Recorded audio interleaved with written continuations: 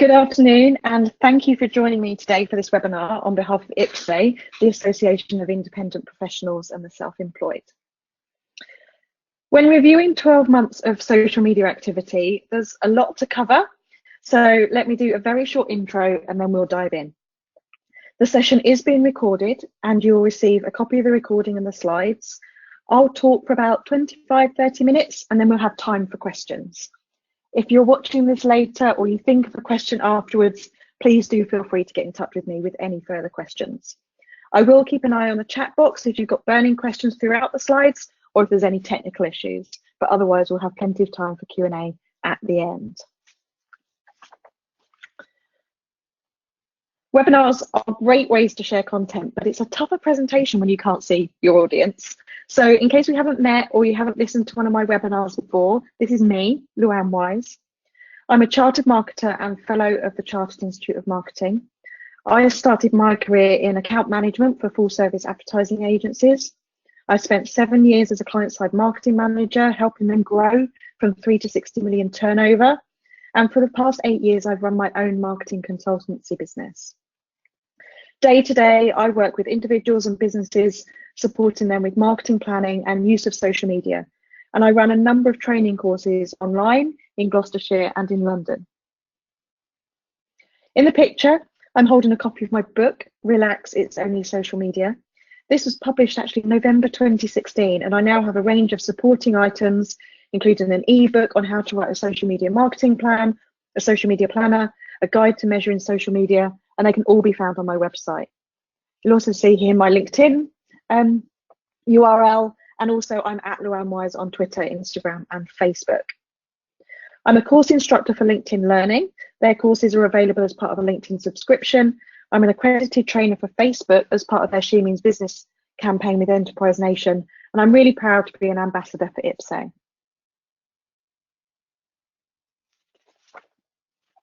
So, social media in 2018. This first word, this was probably took up a lot of our time for the first few months of this year, preparing for the biggest change to data laws, GDPR, and the social media platforms all updated their terms of use. Data proved to be the biggest topic of conversation, as we saw Mark Zuckerberg face 2 days of intense questioning in April over the breach of private data. And marketers soon felt the effects of the Cambridge Analytica scandal. Facebook restricted access to their APIs, which affected various scheduling tools, and also removed many of our ad targeting options. That inquiry continues, and just last month, the UK government published internal Facebook documents that discuss how they agreed to hand over user data to other brands without knowing whether it had permission to do so. Transparency is important to each of the platforms, and they all now releasing regular transparency reports. You can find them on their websites and on their blogs. It's worth taking a quick look. And reviewing the news from 2018, it seems that each platform is working to fight against spam, fighting against suspicious accounts and other fraudulent activity. We've seen many reports of accounts being removed and fake news being taken down. Really important areas, and they seem to be the drivers behind a lot of what has happened this year. I've attended a number of social media week conferences this year, and if there was one word used by almost all presenters, it was authenticity. Keeping it real, facts, genuine information.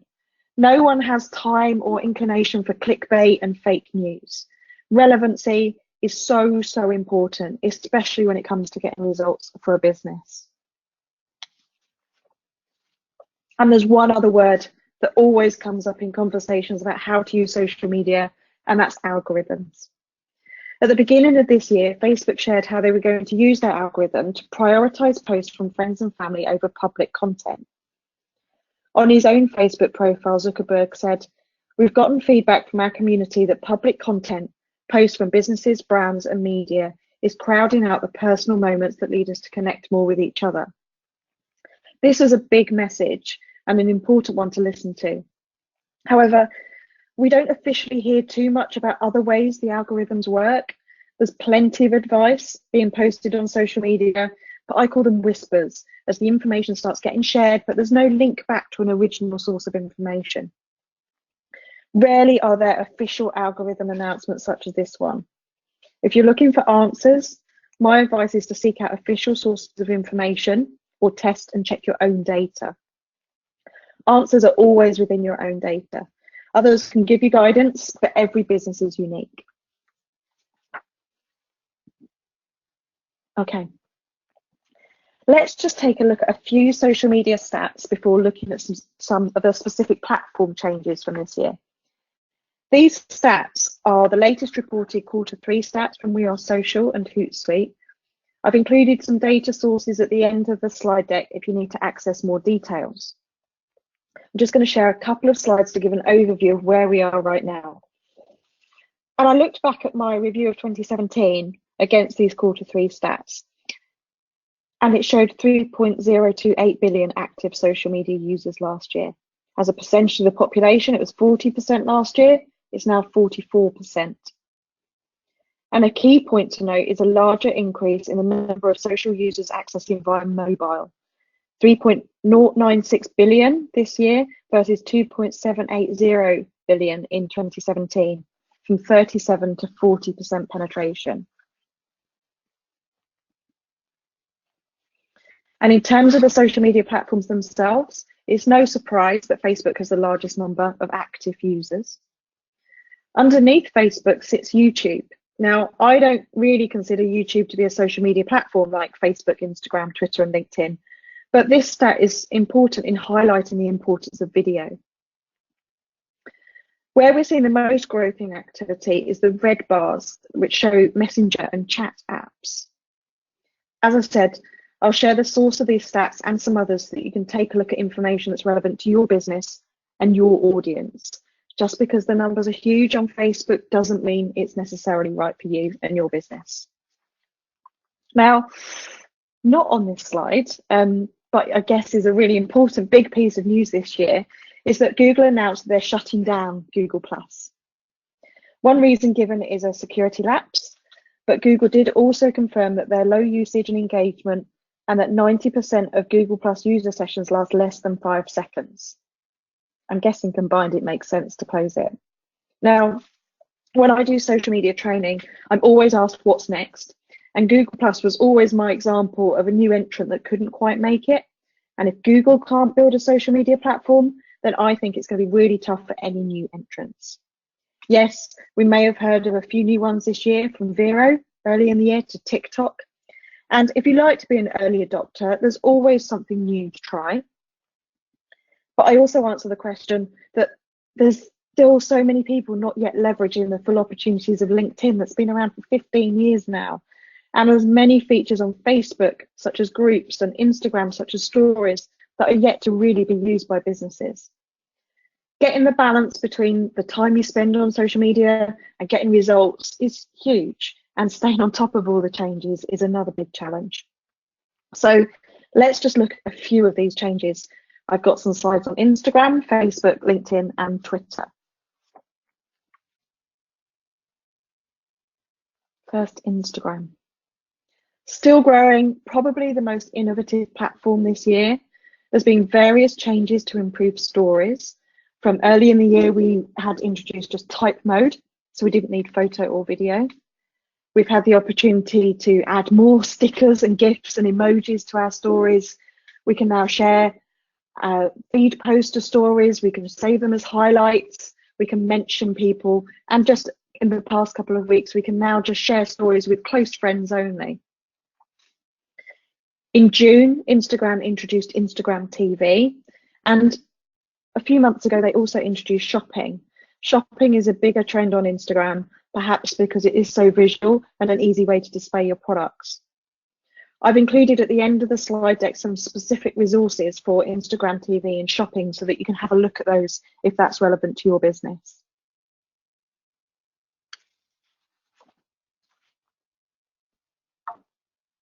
Twitter. In their third quarter 2018 results, Twitter's CEO Jack Dorsey said, "We're achieving meaningful progress in our efforts to make Twitter a healthier and valuable everyday service." He also said, We're continuing to introduce improvements that make it easier for people to follow events, topics, and interests on Twitter. Their average monthly users were 326 million for Q3 this year, compared to 330 million in the same period last year. They say that the drop has been because of GDPR, because of decisions they made to prioritise the health of the platform, as well as some changes they made to the product that reduced automation. Despite Twitter being the fastest paced social media platform, it doesn't really change too often. In fact, I checked out, and the biggest change from last year, their decision to double its character count from 140 to 280. Some research around in the last couple of months revealed that that hasn't actually changed the length of Twitter posts. Abbreviations are used less, but overall tweets remain quite short. A couple of changes to note in that September, Twitter brought back the chronological timeline, which was its original algorithm up until 2016, and you can now switch off the setting that shows only the best tweets. And in the last month or so, they've redesigned the iOS app to focus less on follow accounts and more on meaningful conversations. So it's finally all about being social on social media.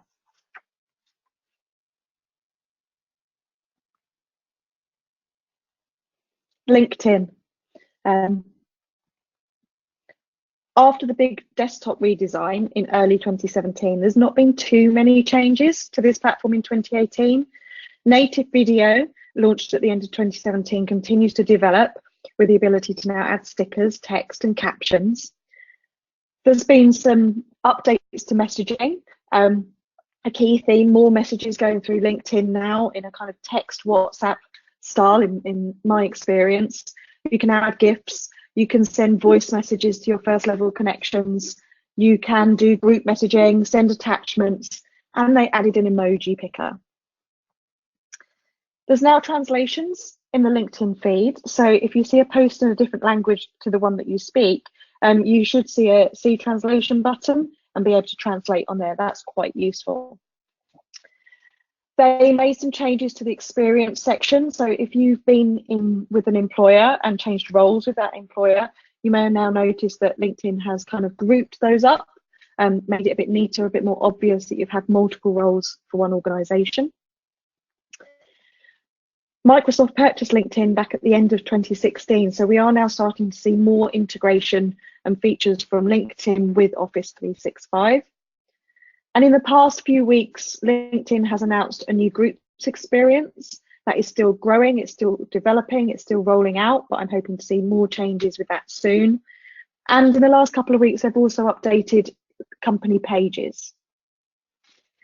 Now, I've just added one point at the bottom because this is going to be interesting in my roundup, that LinkedIn have a version of stories called Student Voices, where university students in the US can now post short videos to a campus playlist.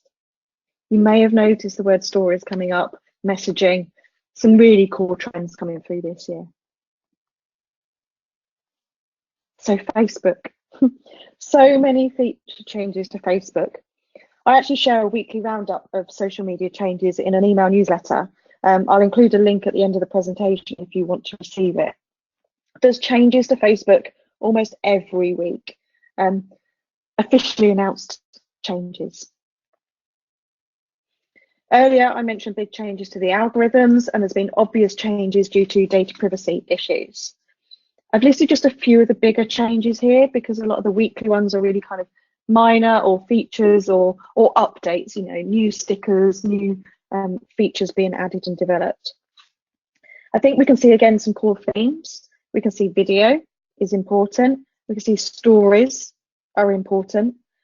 We can see Messenger and also the importance of groups. For me, Facebook groups is where conversations really happen. It's where I personally spend most of my time interacting in peer-to-peer groups, in groups where my target audience may hang out, in groups from my subject area. I can offer help, I can listen to the questions being asked and spot opportunities for my own business. I've really summarised some of these changes because earlier in the year, some of those changes that I checked through in the past couple of days, we take them for granted now. We've seen them for a long time. But there's some key themes to these changes across all four of these platforms. And that's stories, that's in the moment information, disappear within 24 hours. One-to-one messaging. Increasingly, I think there's less public conversation, less broadcast onto the platform. People are using all the tools to have one-to-one personalized messages. And groups. We saw that LinkedIn are updating their groups on their platform.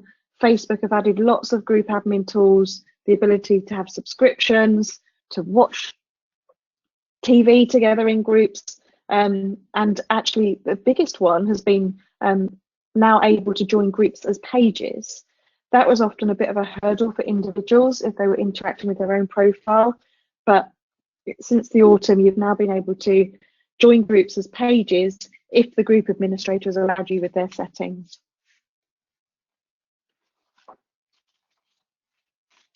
Now, I shared the word authentic at the beginning of the presentation, and there's just one other word that I really loved from a presentation by National Geographic at the Social Media Week conferences.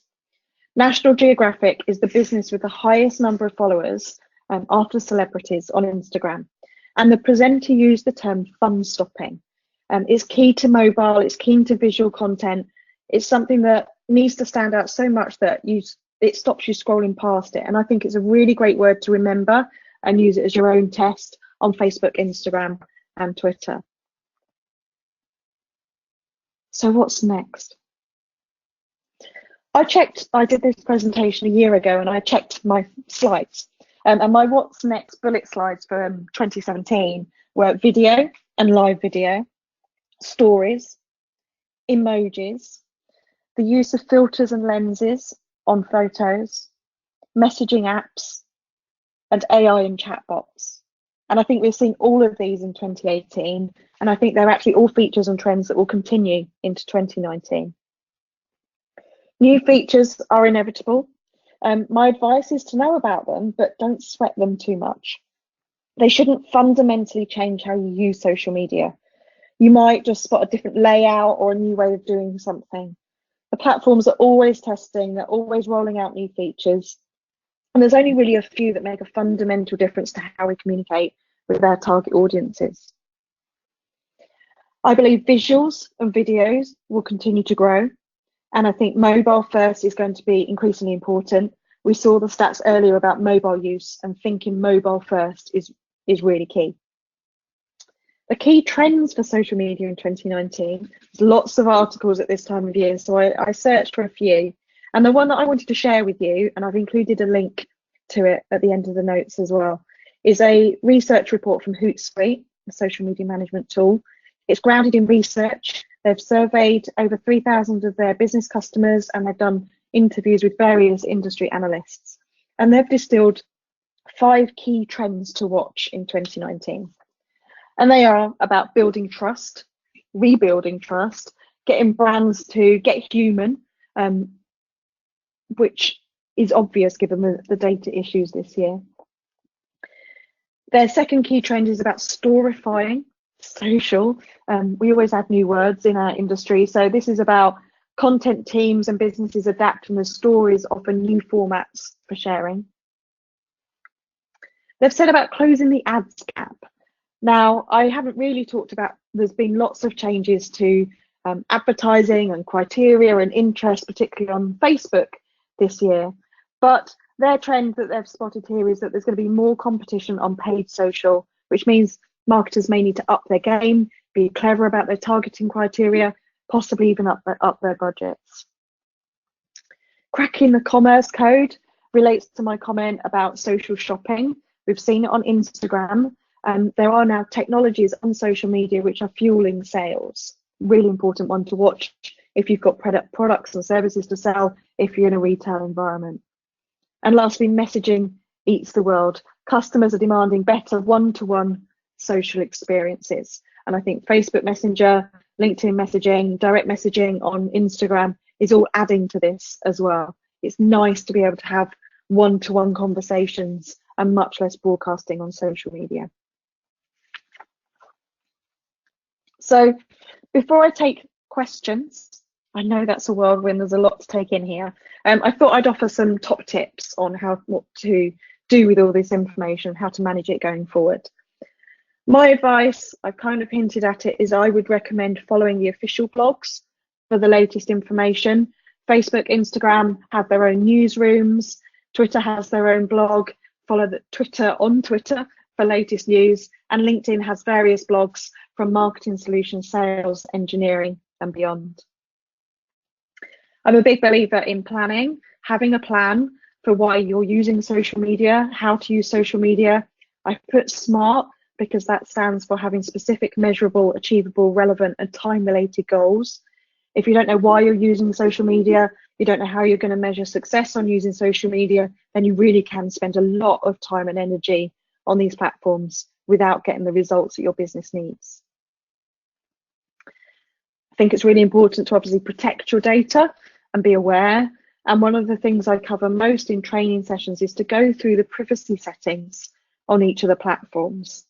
Yes, they updated their terms of use in line with GDPR, and I'm sure we all ticked on the box. But did we actually read them? Do we know by going through the privacy settings who can post on our page, who can tag us in images, what we're sharing with people? Do we allow people to look through our connections? Can they see the updates that we're making? It really is important to go through these for each of your accounts, each of your profiles, and know what you're doing. The next one, focus on your target audience, really addresses the overwhelm and worry that people place on algorithms and tricking algorithms and working the algorithms. For me, if you focus on your target audience, you create content for your target audience, you engage with your target audience, you'll get the results you need. It is social, so let's be sociable. And one of the things I often talk about as well is about looking for conversation triggers. So whether that's a post in a group that you can respond to, whether it's someone looking at your profile, sharing some information with you, try and have conversations one-to-one. Pick the phone up, take them offline as well. It doesn't all need to stay on social media. Being helpful, being authentic, they're the keys. They're the real important words, I think, for any form of marketing communication, but particularly social media with the reputation that it may have had, exacerbated with the privacy scandals this year, which summarises really keep it legal, decent, honest and truthful so that we can all get value out of the platform.